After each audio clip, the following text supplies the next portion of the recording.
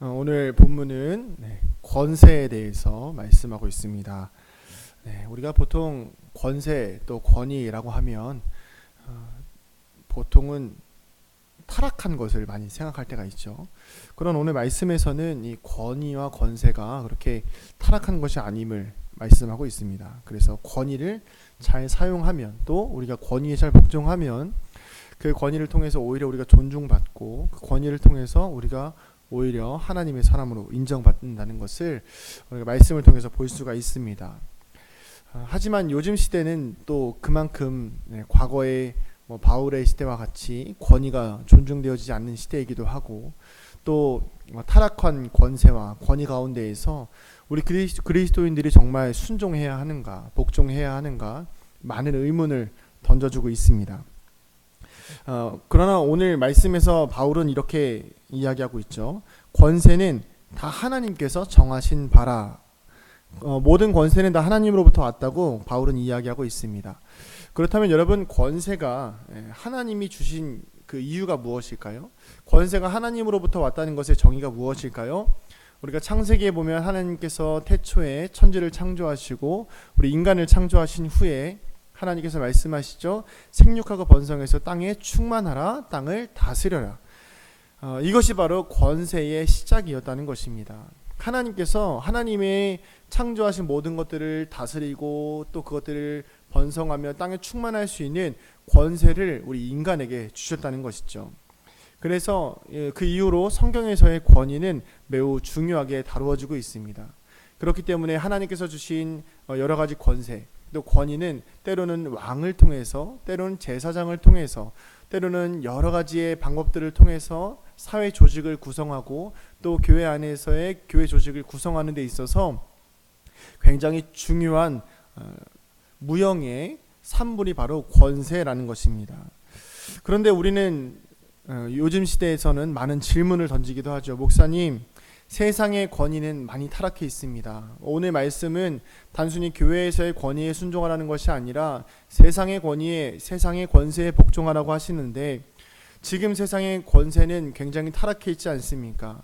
불공평한 권세들도 많이 있지 않습니까? 권세를 남용하는 사람들도 있고 악용하는 사람들도 있지 않습니까? 우리는 그것들에 과연 복종해야 합니까? 그것에 과연 인정하고 받아들여야 합니까? 라는 질문을 던지실 수도 있습니다.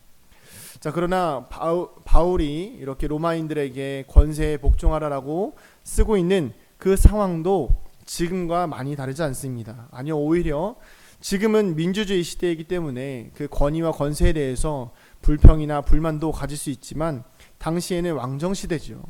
로마 시대의 어떤 교회를 향한 핍박과 또 세상에서 보여주는 권세와 권위의 능력은 이루 말할 수 없을 정도의 아주 강력한 권세를 가지고 있었던 것입니다.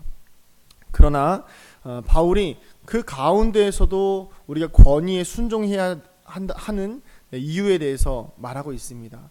우리가 왜 권위에 순종해야 될까요? 우리가 왜 권위 가운데에 복종해야 할까요? 그것은 바로 하나님을 믿는 예수 그리스도의 십자가의 보혈로 하나님의 백성된 자녀이기 때문입니다. 그렇다면 왜 우리가 하나님을 믿기 때문에 때로는 불공정한 권세에 복종해야 되는가? 이것을 조금 알아볼 필요가 있습니다.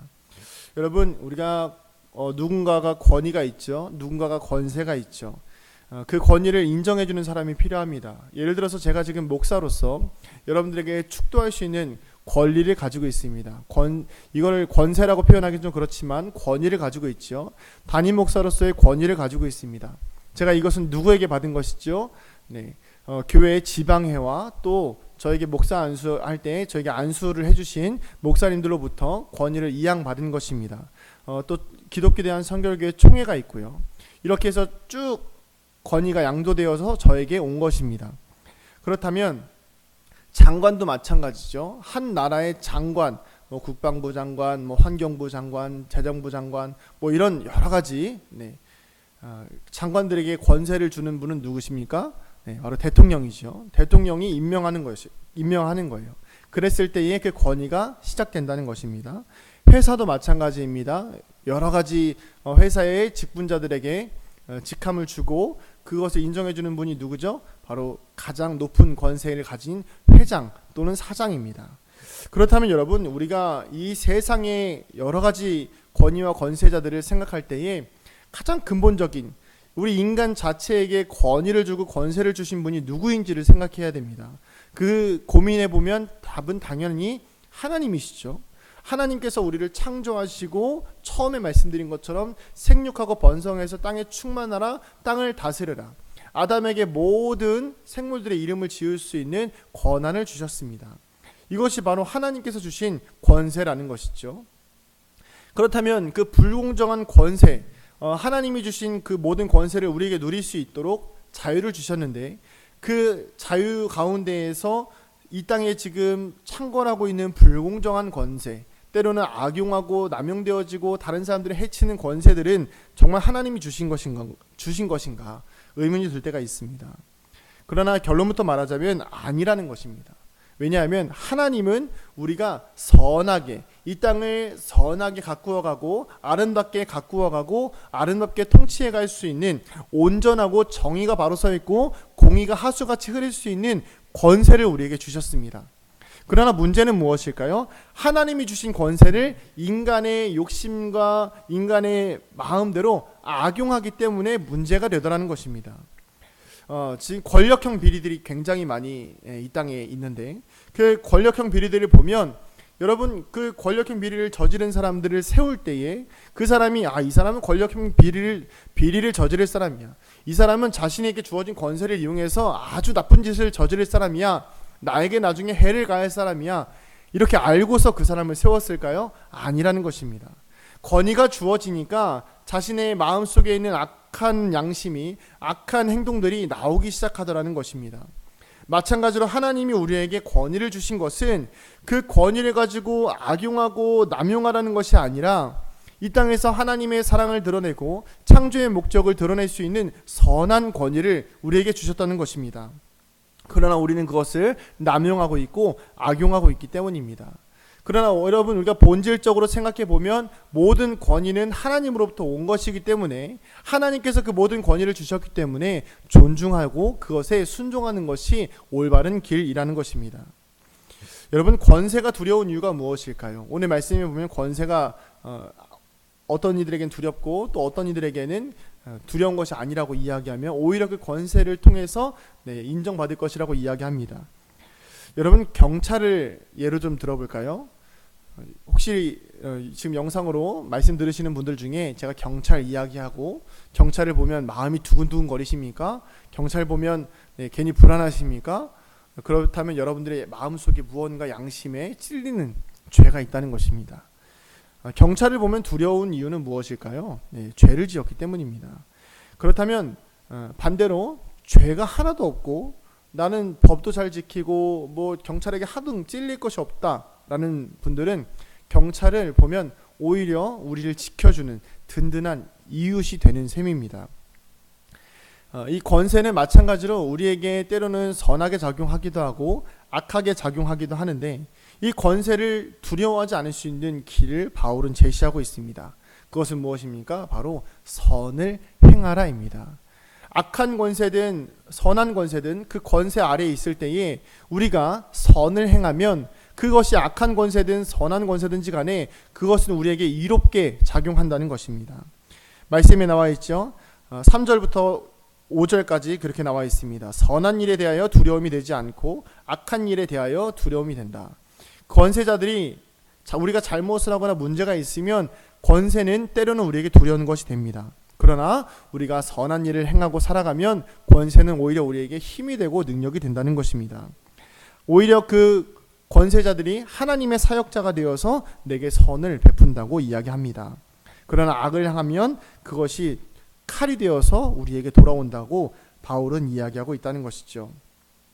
그래서 이렇게 이야기합니다. 5절에 복종하지 아니할 수 없으니 진노 때문에 할 것이 아니라 양심을 따라서 할 것이라. 우리가 권위에 순종하고 또 그 권위에 순종해서 법을 지켜야 되는 이유는 법을 어겼을 때의 심판을 두려워하며 지키는 것이 아니라 선한 양심이 있기 때문에 하나님께서 주신 권세를 누리며 지켜야 하는 것입니다. 이것이 바로 세상 사람들과 성도들의 차이입니다. 성도가 선한 양심으로 살아가는 이유는 도덕적 사고관 때문에 살아가는 것이 아니라 구원받은 그리스도인으로서 이 세상의 권세가 어떤 사람에게서 나오는 것이 아니라 하나님으로부터 온 것이며, 하나님이 권세를 주신 이유와 선한 양심을 주신 이유는 그것을 악용하고 남용하는 것이 아니라 오히려 하나님의 영광을 드러내기 위함이 바로 이 권세에 허락되어진 이유라는 것입니다. 이렇게 권세는 잘 사용하면 정말 귀한 하나님의 도구가 되지만, 우리가 잘못 사용하면 때로는 악한 도구가 되기도 합니다. 또한 반대로 권세 아래에 있는 사람들은 그 악한 권세와 선한 권세, 우리가 때로는 판단할 수 없고 우리가 선택할 수 없지만 그 가운데에서 권세를 우리가 누릴 수 있는 이유는 우리가 선한 양심을 가지고 살아가면 그 어떤 방법도, 그 어떤 악한 행실도, 악한 권세도 우리를 해하지 못한다는 것입니다. 그래서 이 모든 권세에 대한 결론이 7절로 귀결이 되는데, 7절에 이렇게 나와 있습니다. 모든 자에게 줄 것을 주되 조세를 받을 자에게 조세를 바치고 관세를 받을 자에게 관세를 바치고 두려워할 자를 두려워하며 존경할 자를 존경하라. 이 말씀이 무엇입니까? 때로는 우리가 주어야 할 것은 공정하게 주고, 그리고 조세를 내야 될 때는 공정하게 조세를 내고, 관세를 받을 자에게는 관세를 내고, 또 두려워야 될 자에게는 존중을 보내고, 존경할 자에게는 존경해야 되는 것이 바로 권위를 인정받고 또 권위를 존중하는 방법이라는 것입니다. 이 말씀의 의미를 깊이 생각해 보면 결국 우리가 이 땅에서 하나님의 영광이 드러나는 권세를 누리며, 또 세상의 권위가 때로는 불공평할지라도 그것마저 하나님의 권위임을 인정할 수 있는 태도가 하나 요구되는데, 그것은 바로 존중이라는 것입니다.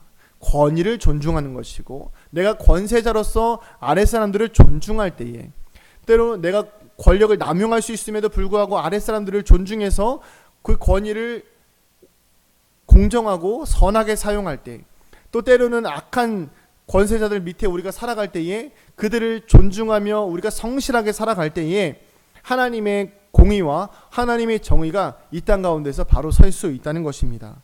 권세를 존중하는 태도는 세상 사람들이 볼 때는 야, 어떻게 그렇게 다 법을 지키면서 사냐, 이건 정말 불공평한 거 아니야? 때로는 불평하며 불만할 수도 있겠지만, 내가 권위를 존중하고 또 하나님이 주신 그 권세자들을 존중할 때 그것은 바로 우리가 업신여김을 받는 것이 아니라 오히려 하나님으로부터 인정을 받고 높임을 받게 되는 비결이라는 것입니다.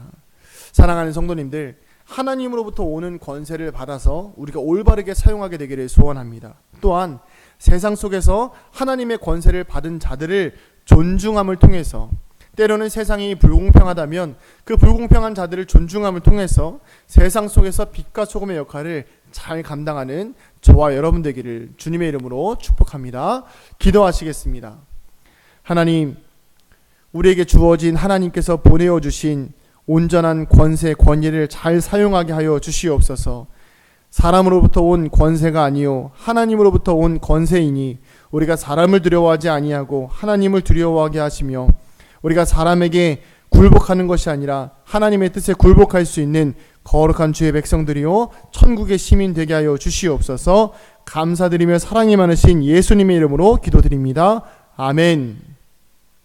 이제는 우리 주 예수 그리스도의 은혜와 하나님 아버지의 무한하신 사랑하심과 성령님의 감화, 감동, 교통, 충만하심의 은혜가 권세를 누리며 또 권세 아래 복종하며 살아가길 원하는, 그 권세를 온전히 순종하며 살아가길 원하는 이 자리에 머리 숙인 사랑하는 주의 자녀들의 머리 위에, 우리 은강교회 위에 이제로부터 영원토록 함께 하시기를 간절히 축원하옵나이다. 아멘.